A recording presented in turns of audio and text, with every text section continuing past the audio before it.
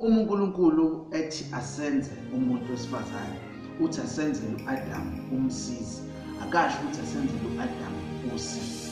Ngamanye amazwi, uma umuntu wesifazane akangathi umuntu wesilisa mecabanga ngawe afikele usizi, kodwa akathi umuntu wesilisa mecabanga ngawe abone usizo.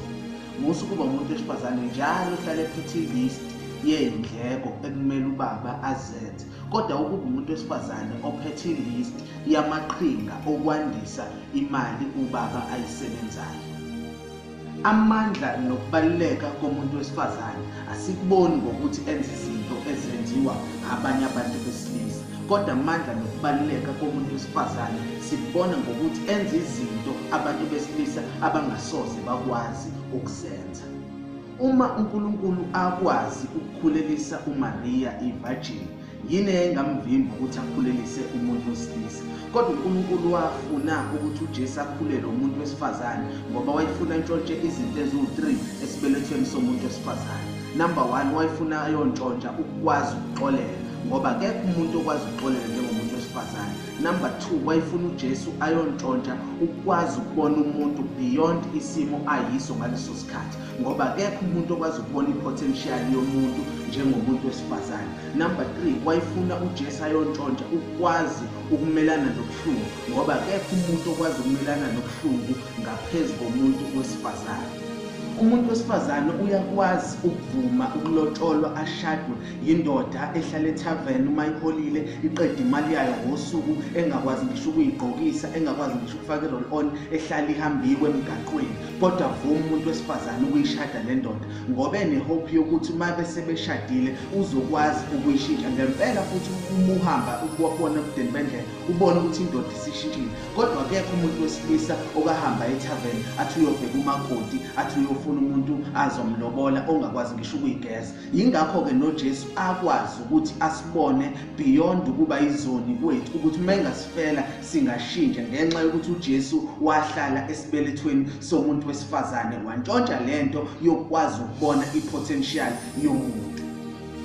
Number 2, umuntu wesifazane ukuxolela akakuboni njenge-weak point yakhe, kodwa ukuxolela ukubona njenge-strength sakhe. Umuntu wesifazane uyakwazi ukuxolela, kodwa abantu besilisa ukuxolela bakubona kubenza babe yinto engelutho, kodwa umuntu wesifazane uyazi ukuthi ukuxolela kukwenza ube utho. Umuzi uyama uma indoda inamaphutha ngenxa yokuthi kunomuntu wesifazane okwaziyo ukuxolela, kodwa umuzi uyawa uma kuwumuntu wesifazane onamaphutha ngenxa yokuthi indoda ayikwazi ukuxolela. Sinabantu besifazane ababulawayo namhlanje, sinabantu besifazane abahlukunyezwayo, abashawayo ngenxa yokuthi bashadene noma bahlala namadoda angakwazi ukuxolela. Kodwa sinemizi emihle enama-room divider amahle, enama-TV amahle, enama-fridge amahle, yize amadoda leyo mizi enamaphutha ngenxa yokuthi ahlezi nabantu besifazane abakwazi ukuxolela. Siney'ngane ezenza amaphutha zakwazi ukurecover emaphutheni azo namhlanje ziyizinto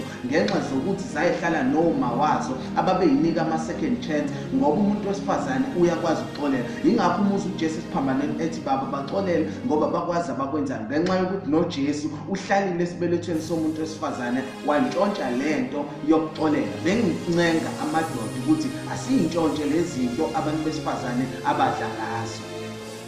Number 3, okugcina, njengoba ngiphila ngikhuluma nawe ukuphila, ukube sazalwa ubuhlungu uma wethu khona ubuhlungu abuzwa ngesikhathi ekuzala, kodwa kube wanaka ubuhlungu ayebuzwa ngawe, ngabe namhlanje uphile, kodwa wadlula ebuhlungwini wacabangela wena.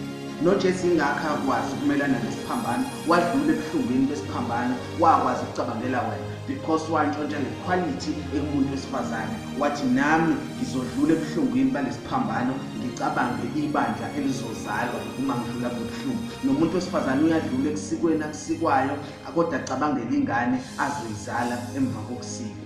So abantu besifazane ngiyaba-uploada ngalokho, ngiyabancoma, ngithi banamandla futhi amandla abo awekho ey'ngalweni zabo, kodwa amandla abo asemqondweni, ekwazini ukuxolela, ekwazini ukubona ipotential yomuntu, ekwazini ukumelana nobuhlungu.